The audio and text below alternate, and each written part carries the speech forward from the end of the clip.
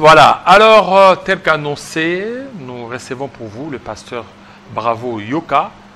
On va parler sur l'identification des églises en République démocratique du Congo.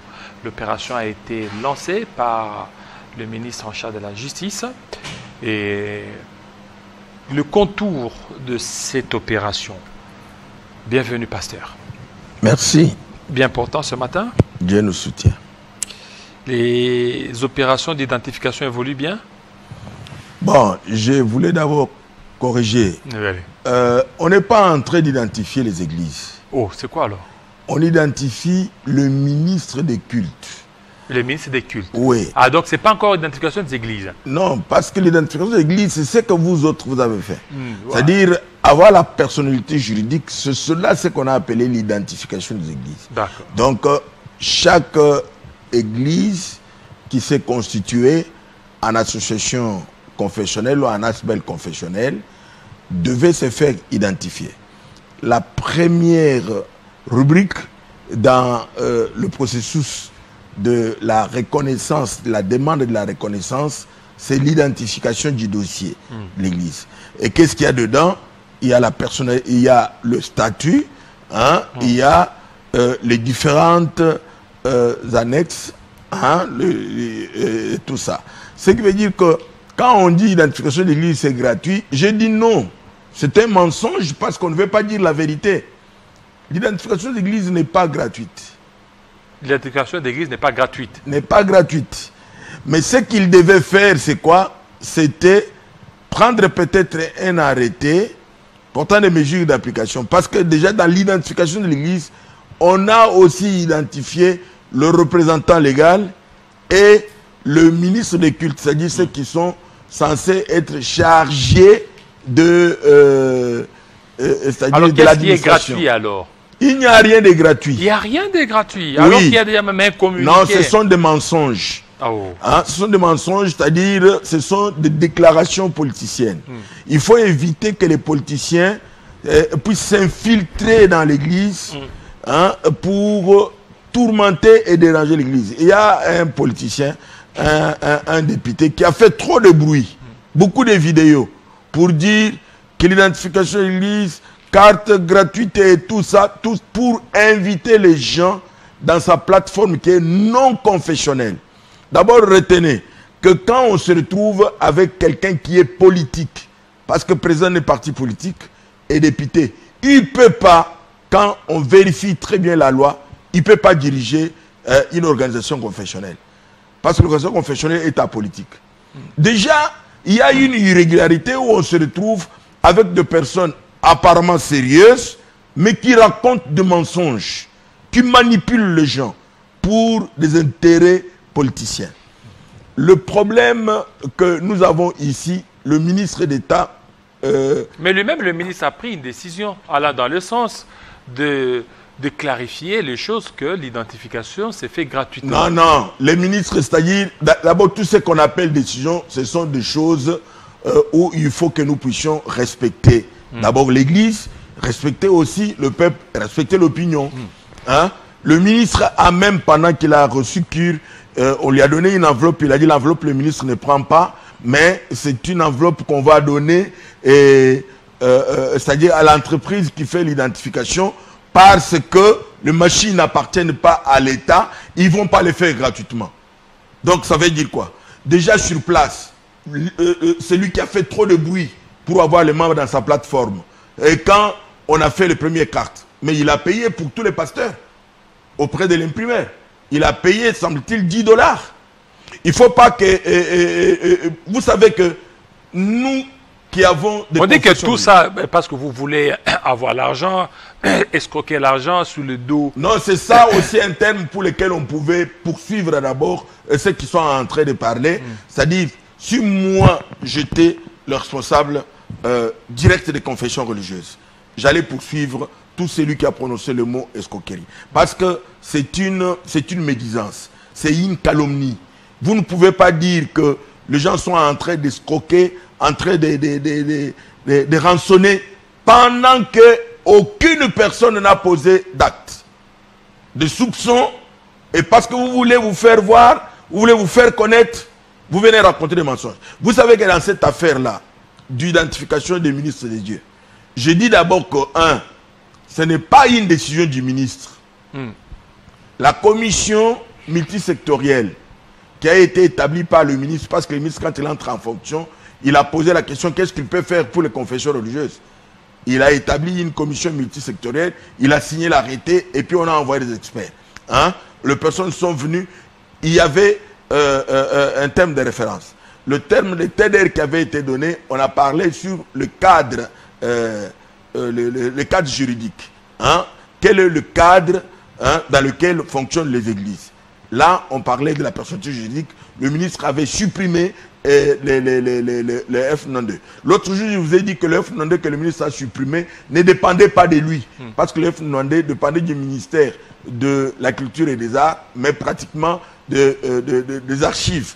Parce que tous ces documents-là qui venaient de là, on devait les orienter dans les archives avec le code, le F92, le folio 92. Ce qui veut dire que la mauvaise explication, quand on n'a pas bien expliqué les choses au ministre, il a pu prendre une décision, mais il s'est retrouvé devant un problème. Pourquoi? Parce que tout dossier qu'on déposait n'avait pas de répondant. Les dossiers qu'on avait déposés, avec quoi? Qu'est-ce qu'on donnait à celui qui déposait le dossier? Le texte de la loi dit un récépissé. Et les récépissés là, est-ce qu'on peut nous les montrer? Est-ce qu'on l'a déjà produit à quelqu'un? Donc nous sommes au sommet de la République, avec beaucoup de choses qu'on est en train de faire, mais on doit les faire avec expertise. On doit les faire avec connaissance. On a accepté et tout le monde est parti pour refaire les personnalités juridiques. Il faut retenir que pendant que les ministres demandent que les gens puissent refaire leur dossier, même tous ceux qui avaient déjà versé de l'argent, tous ceux qui avaient payé pour avoir les personnalités juridiques, de tous les autres ministres, tous les dossiers que les ministres avaient trouvés, tout ça a été annulé. On parle toujours de l'escroquerie, mais quand le peuple a donné l'argent, vous ne pouvez pas justifier cet argent qu'on a donné. Là, les gens qui ont parlé de taxes, ils n'ont pas parlé. Pour un même acte, on paie l'argent 2 fois. Où se trouvent les députés qui viennent parler des taxes? Quel acte? Quel acte? L'acte de la personnalité juridique. Pour demander la personnalité juridique, on paye pour l'identification du dossier, on paye pour l'approbation, on paye pour ça, on paye. Il y a beaucoup de choses qui sont contenues dans l'arrêté 198 et l'arrêté 011 de 2023. C'est beaucoup d'argent que le ministère demande aux églises. Plus de 1600 $ pour avoir la personnalité juridique. Ce que le ministre a fait, il a réduit, il n'a pris que l'argent de l'identification du dossier, 500, et l'argent des choses d'enquête de viabilité, et toutes ces histoires-là. Mais c'est plein de dossiers qui ne sont pas encore signés. Donc, tout ça, ça montre clairement qu'il ne faut pas qu'on puisse tourmenter les gens. Ils ont donné 2 fois. Tout le monde qui avait les F92 avait déjà payé l'argent. Maintenant, le ministre a demandé encore qu'on donne. Maintenant, le défenseur des droits, les députés qui étaient en train de parler sur l'assiette fiscale, il n'a pas vu ça. Il n'a jamais parlé. Maintenant, les gens ont continué. Maintenant, on se retrouve dans la commission. Dans cette commission, on parle d'identifier le ministre. Ce n'est pas une affaire qui a commencé aujourd'hui. Ça a commencé en 2007, 2009 et puis 2014. Et cet argent va où? Parce qu'on a dit que c'est dans les trésors publics, non? Nous voudrons maintenant comprendre une chose. Pourquoi est-ce que la présidence de la République sortante avait exigé qu'on puisse identifier les ministres? Parce qu'on s'est retrouvé avec Mukungubila qui avait fait la révolte ou la rébellion ici à Kinshasa. Il fallait qu'on l'identifie. Qui connaissait Mukungubila? Qui savait où il était? Qui connaissait ces agents? On s'est retrouvé avec l'évêque Runiga qui a mené le M23. Donc, on s'est retrouvé que dans les églises, on retrouvait des personnes qui y étaient en intelligence avec la rébellion. Maintenant, là, on se retrouve même avec les frères Corneille Nanga qui viennent de l'église du président. Une même église qui a produit et président, et opposant, et rebelle. Et cette même église-là, est-ce qu'on peut considérer que c'est une église qu'on peut laisser la personnalité juridique tranquille? Parce que ces gens-là, ils sont réputés directement politiques. alors que la loi dit qu'ils sont apolitiques. Mais maintenant, personne n'en parle. Et dans cette organisation non confessionnelle du député qui a fait trop de bruit là, on retrouve les organisations des Rouberois, des Bissimois, des Runiga. Ils sont dedans. Mais ces personnalités juridiques-là ne sont pas touchées. Maintenant, le but, c'est lequel? Le but, c'est assainir le secteur en vue d'une bonne régulation et réformer.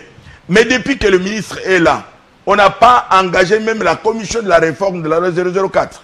Une loi qui est obsolète, une loi qui n'est pas, bien. Mais on réforme quoi? Depuis que nous sommes venus des États généraux.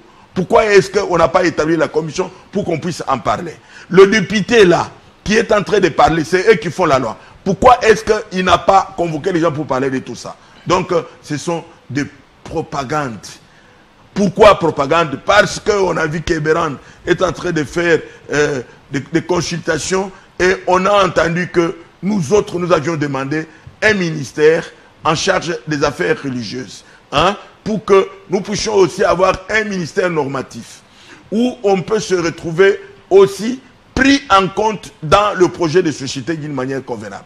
Et à cause de ça, quelqu'un qui est politique, hein, il commence à faire du bruit pour faire croire aux gens que si jamais les ministères venaient, il pourrait, parce qu'il est de l'Union sacrée, se présenter pour dire qu'il peut diriger les ministères. C'est ça ce qui était à la base.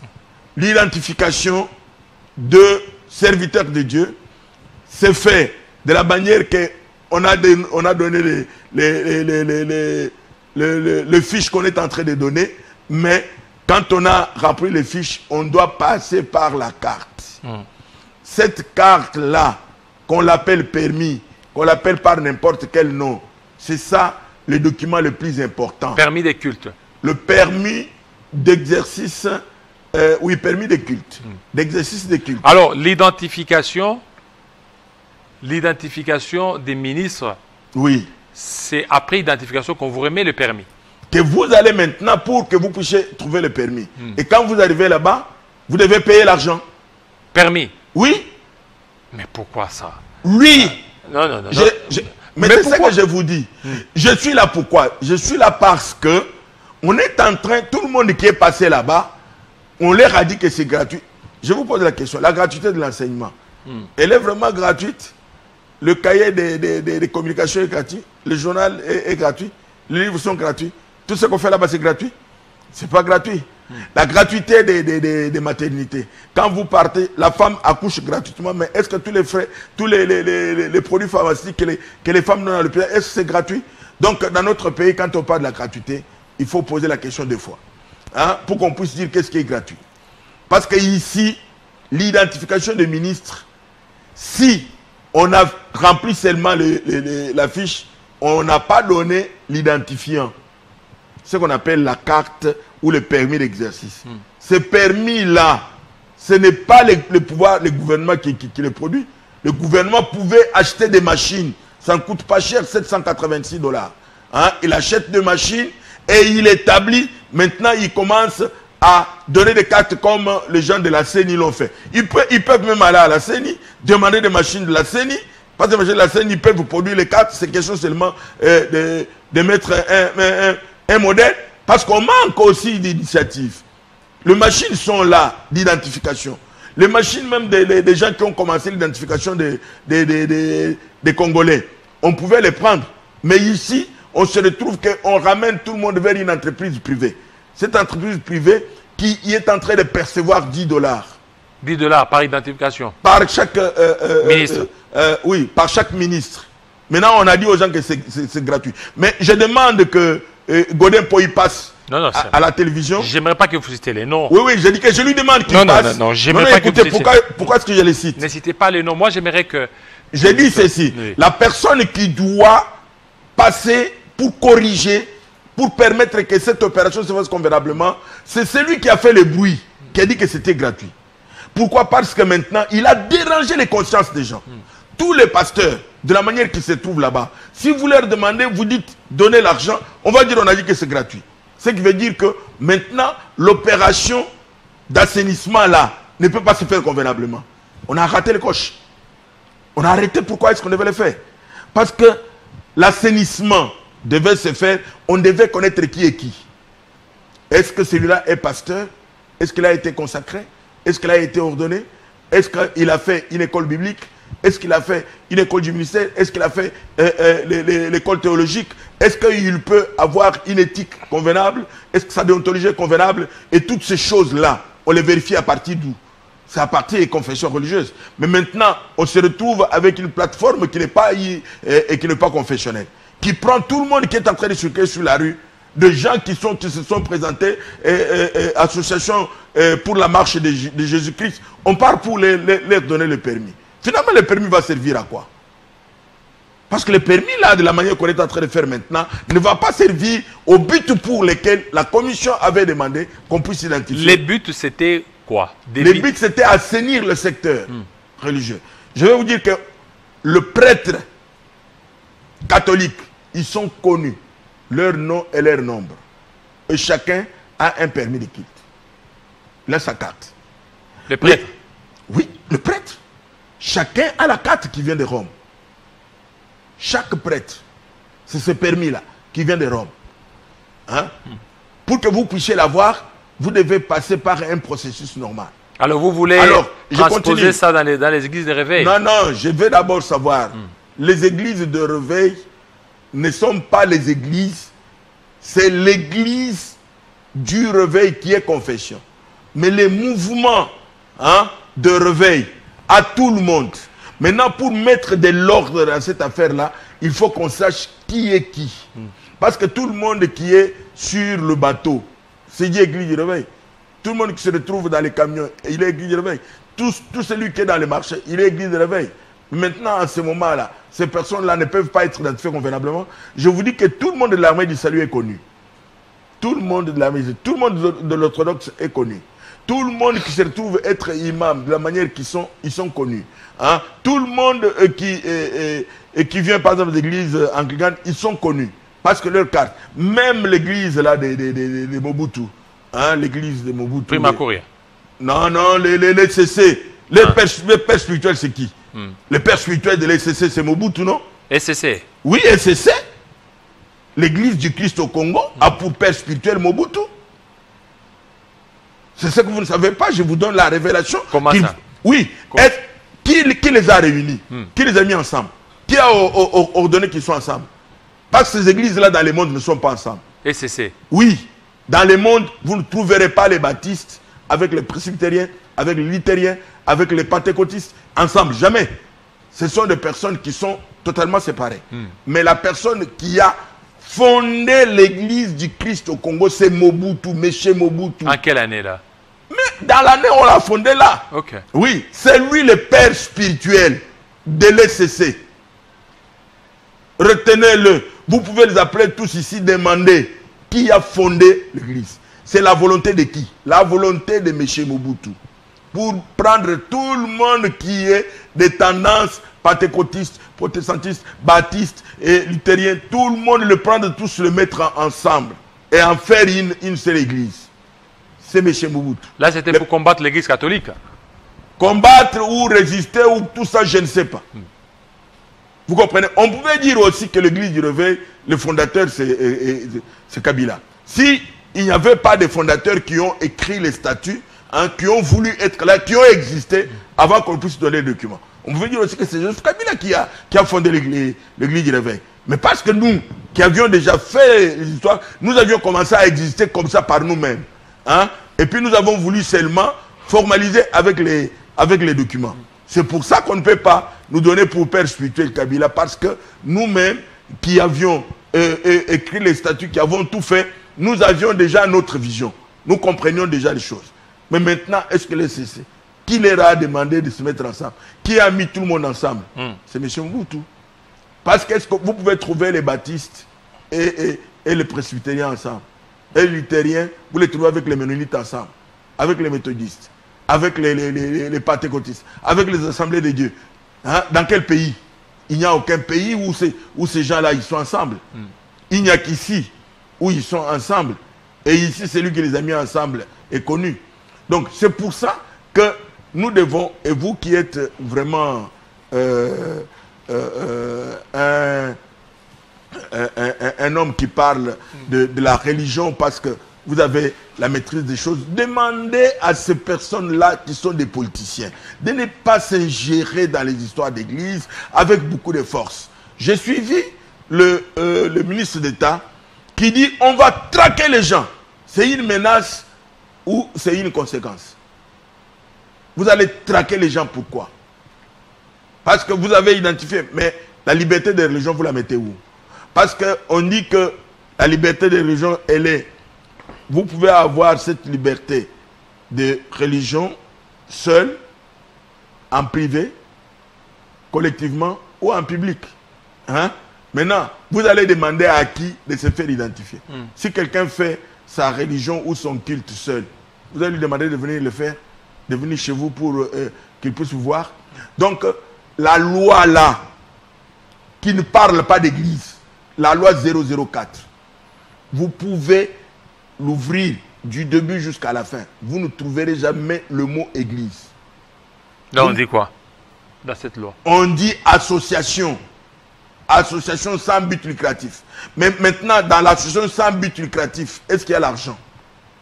Mais on exige à ceux qui demandent d'avoir des œuvres sociales, d'avoir telle chose.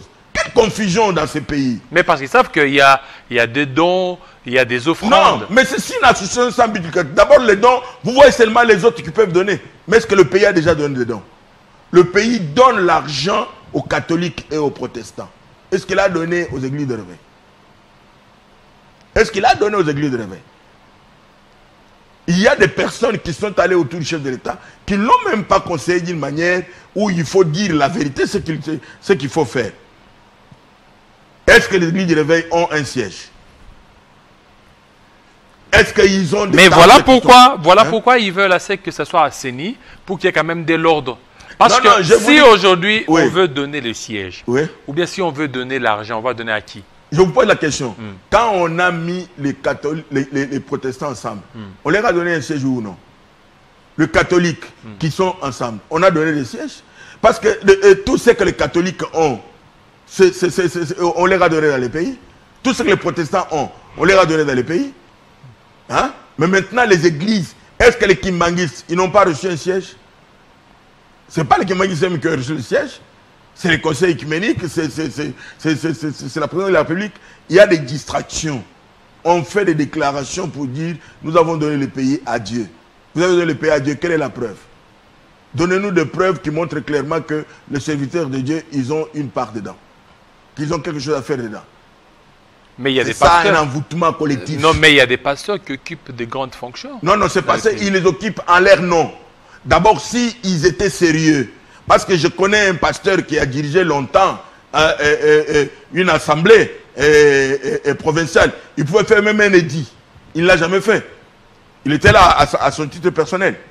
Mais maintenant, nous avons encore le pasteur qui dirige l'assemblée provinciale de Kinshasa. Hein? Je parlais avec lui pour poser la question. Mais pourquoi vous ne faites pas un édit pour réglementer la ville? Il dit qu'il y a un projet qui est en train d'être fait. Mais qui fait les projets? Vous n'êtes pas des pasteurs, mais vous faites des projets à la place des pasteurs. C'est ce qu'on a fait la loi 004. Des personnes qui ne sont pas des pasteurs. Hein? Ils font cette affaire. Alors maintenant, aujourd'hui, pour avoir les permis des cultes, il faut payer. Il faut débourser de l'argent. Vous prenez votre fiche, quand vous l'avez remplie, au moment où vous arrivez devant l'imprimaire, vous devez payer l'argent à l'imprimerie. Le montant que votre confession va vous dire. Parce que je ne sais pas qui a discuté. Là, je parle de ceux qui sont déjà passés. Ceux qui sont déjà passés, lui, c'est lui qui est passé avant, qui a fait trop de bruit. Il a payé pour tout le monde. Lui-même parce qu'il a l'argent. Est-ce que vous avez des preuves qu'il a payé? J'ai des preuves. Il a payé pour tout le monde. Et celui qui est venu après, chaque personne paye. L'imprimaire. Chaque personne paye.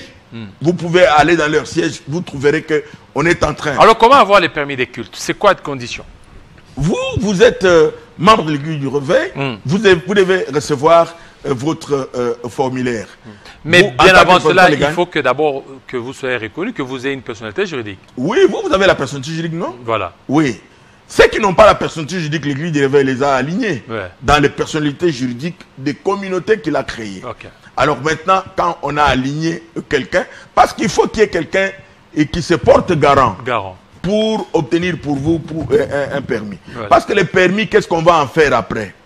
Quand vous commettez des bavures, on vous interpelle, vous dites non, non, je suis pasteur. Montrez-nous votre permis. Vous montrez le permis, on le retire. On le renvoie dans votre communauté. Et on demande à la communauté de vous entendre et de faire le rapport à la justice. Si la communauté demande qu'on vous retire la personnalité juridique, on va vous retirer la personnalité juridique. Ça au moins, c'est un grand pas sur le plan de la régulation. Pourquoi? Parce que vous ne pouvez pas vous autoproclamer pasteur. Vous devez avoir des personnes qui rendent témoignage de vous. Même dans la Bible, c'est dit comme ça. Donc, en ce moment-là, il y a au moins sur le plan de la régulation. Et l'assainissement, c'est cela. Ça veut dire, vous ne pouvez pas vous réveiller le matin, vous dites, je suis pasteur. Et vous commencez à parler. Ça ne sera plus comme ça. Là, au moins, l'assainissement est en train d'être atteint. Pourquoi? Parce que quand vous vous réveillez le matin, vous dites, j'ai rêvé et que j'étais en train de prêcher au marché. Maintenant, vous vous retrouvez dans un temple. Pourquoi? Ce que vous avez rêvé, c'était le marché, allez prêcher au marché. Et même quand vous arrivez au marché, là, on va vous poser la question, vous voulez prêcher? Oui. Vous êtes qui? Vous êtes pasteur? Où est votre permis de culte? Parce que vous allez faire, c'est un culte. Est-ce que vous avez au moins appris qu'il faut respecter les gens? Vous avez au moins appris que quand vous commencez votre message, vous ne devez pas... Ici, quand on parlait, on a dit, ne citez pas les noms des gens. Vous comprenez? Donc, on refuse de citer les noms des gens, mais les gens qui prêchent et qui citent les noms des gens, qui injurient les gens pendant qu'ils sont en train de prêcher. Ceux qui parlent et qui disent que toutes les confessions, ce sont des rançonnaires, des escrocs. Donc, vous qui demandez l'argent pour identification, c'est de l'escroquerie. Alors, maintenant, pendant qu'ils donnent, ils ne viennent pas pour corriger. Là, c'est peut-être la motivation ou l'argent. Il n'y a pas de motivation. Ou l'argent pour l'imprimerie. Dès le premier temps. Il ne faut pas mettre ça dans la caisse publique. J'ai dit que dès le premier temps, j'avais démontré d'une manière claire que l'imprimerie exigera l'argent. Il ne fallait pas dire aux gens que c'est gratuit. Parce que nous avons identifié jusqu'hier 1546 ministres de Dieu. 1500. Oui, on a pris les fiches, on a déposé au ministère. Ce qui veut dire que l'identification est terminée parce que c'est gratuit. Mais maintenant, les gens qui sont identifiés là, ils peuvent donner quelle preuve qu'ils ont été identifiés? Il faut un identifiant. Cet identifiant, c'est ce qu'on appelait les permis. Maintenant, ce permis-là, pour l'obtenir, il faut aller devant l'imprimeur. Mais maintenant, l'imprimeur, tout le travail qu'il va faire pour produire maintenant cette carte-là, qui a donné l'argent? Si on a dit que c'est le chef de l'État, alors que le chef de l'État paye pour nous. Si c'est le ministère, que le ministère paye pour nous. Donc tous les 1500 là identifiés doivent payer $10. Ils payeront $10 devant l'imprimeur. Parce qu'en réalité, quand on dit $10, c'est ça ce qui se sont entendus avec l'imprimeur. Mais on peut parler de 15. Alors maintenant, on peut parler de 20. Le problème, dès lors que vous portez garant pour votre communauté, c'est vous qui allez payer les $10 pour tous les ministres, ou bien c'est le seul montant que vous allez payer? Non, les $10. C'est par tête. C'est carte. Les détenteurs de la carte, paye $10. Pour qu'on lui produise cette carte-là, il doit payer un frais. Ici, j'ai donné l'exemple de $10 que celui qui a fait trop de bruit a payé pour ses membres. Celui qui est venu après... Donc, c'est par tête $10. Par tête, c'est chaque personne qui paye son argent. Parce que les documents là, lorsque vous remplissez, vous apposez votre photo. Oui. Votre photo. Oui. Et vous allez citer les noms des ministres avec qui vous êtes. Non, le vôtre, vous l'avez rempli en tant que représentant légal. Oui. Mais maintenant, chacun de vos ministres, il remplit aussi sa fiche. Bien sûr qu'il cite la communauté d'appartenance. Et puis, c'est terminé maintenant, tout cela, on doit le mettre au propre. Même encoder, parce que vous ne pouvez pas tout le monde qui écrit n'écrit pas proprement. Hein? Il y en a qui écrivent d'une manière illisible. Donc il faut qu'il y ait à l'interne qu'il y ait des personnes et qui sont en train d'écrire. Et puis la fiche qu'on donne, c'est une fiche et qui vient du ministère de la Justice. Maintenant, si vous l'avez donné à quelqu'un et quand il a écrit, il a mal écrit, qu'est-ce que vous allez faire? Hein? C'est ainsi qu'il faut commencer d'abord par tirer la photocopie pour donner à la personne qui l'écrive. Maintenant, vous prenez au niveau du bureau, vous devez voir s'il a bien écrit, vous mettez proprement maintenant ce qu'on doit déposer. C'est comme je dis que ce qu'on a déposé là-bas, 1546. Hein? Donc on a fait un travail pendant 3 jours pour faire toutes ces choses-là et puis déposer. Maintenant, on doit attendre vers lundi ou mardi pour qu'on commence, maintenant que tout le monde vienne pour la capture.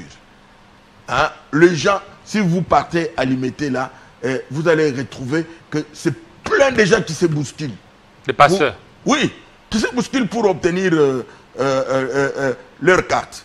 Ils avaient déjà rempli les fiches, maintenant devant la machine. On doit faire la capture, et puis quand on a fait la capture, ils doivent attendre 5 minutes, parce que ça prend pratiquement 5 minutes, quelque chose comme ça. Et ça se fait à l'imiter? Là, c'est pour une autre organisation. Hein. Pour l'église de Verset, ça se fera aussi à l'imiter. Hein, sur 11e rue. 11e rue? Oui. Quelle église? Non, là où il y a le siège, où il y a le bureau du président de l'église de l'éveil. C'est sur rue Frésias. Hein, Frésias, au sein des bureaux de l'église Le Moissonneur. Donc, ça, tout le monde ira là-bas? Tout le monde ira là-bas. Tout le monde ira là-bas pour se faire capturer et puis attendre la carte. La carte, je fais les calculs. Hein, quand on fait la capture, on saisit tout. Il faut compter plus ou moins 5 à 7 minutes pour chaque carte. Moi, j'ai la mienne. Hein? Vous l'avez déjà vu la carte? Non, pas encore, je ne l'ai pas encore vue. Ah, Vous pouvez montrer la carte, comme ça on va voir avec nos téléspectateurs la carte. Le permis. Voilà, le permis. Oui.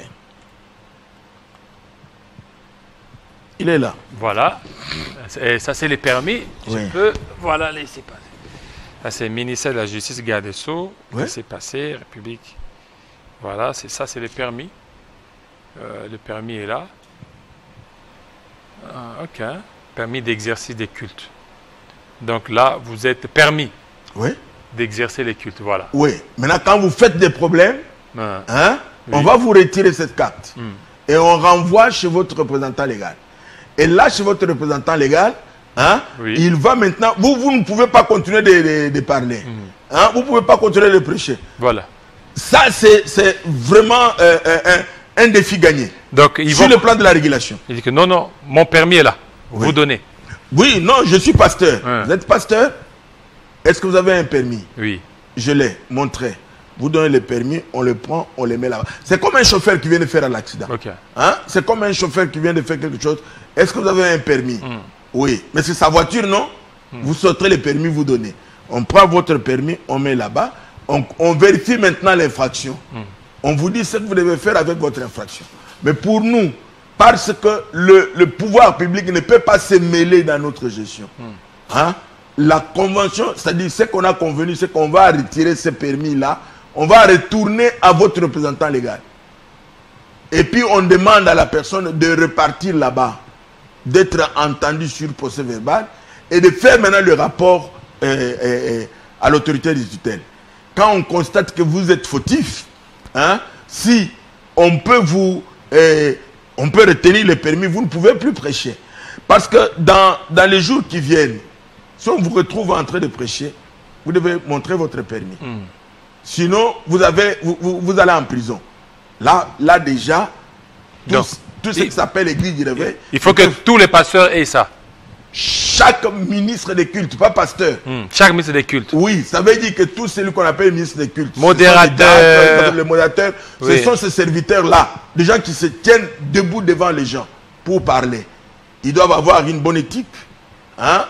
L'éthique pastorale, l'éthique ministérielle. Ils doivent être bien identifiés. On doit connaître qui est qui.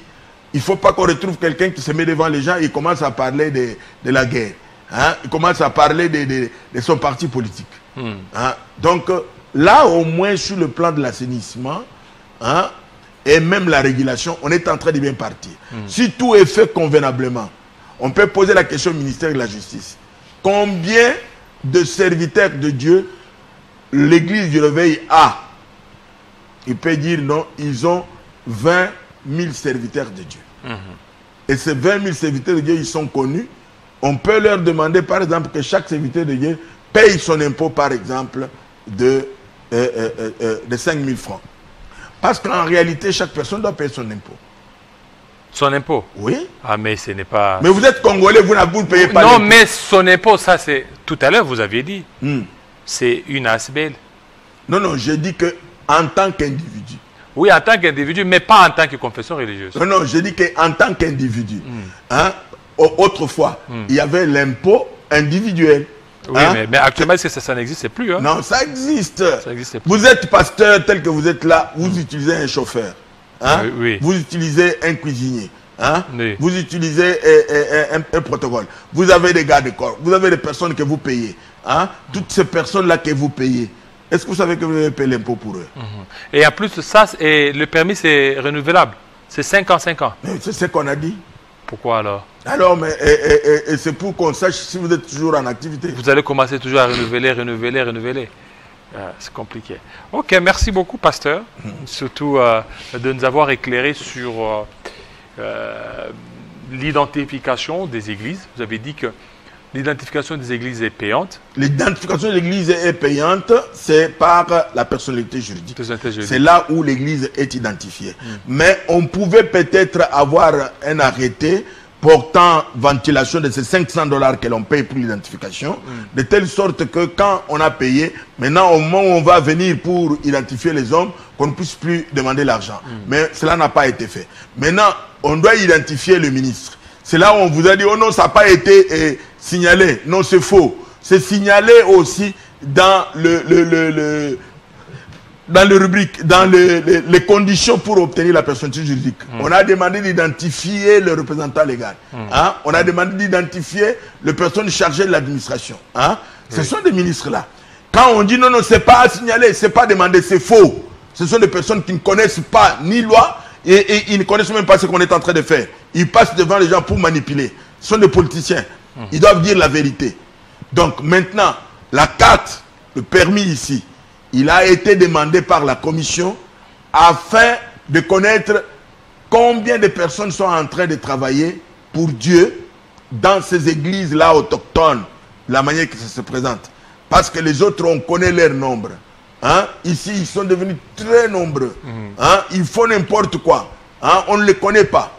Donc voilà, et pourquoi est-ce que le permis Merci beaucoup. Alors, est-ce que Bob Ambongo est prêt pour ce matin? Voilà, Bob Ambongo, on va t'aimer par Bob Ambongo. Merci beaucoup, pasteur. Vous êtes représentant légal des confessions des communautés des églises des réveils charismatiques, CRC.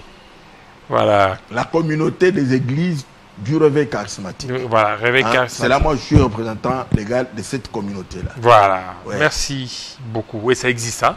Ça existe, et puis avec toutes les personnalités juridiques. Les églises, oui, avec la personne juridique, avec toutes les paroisses qui sont reconnues comme membres de la communauté de ces églises-là de réveil. Voilà, merci.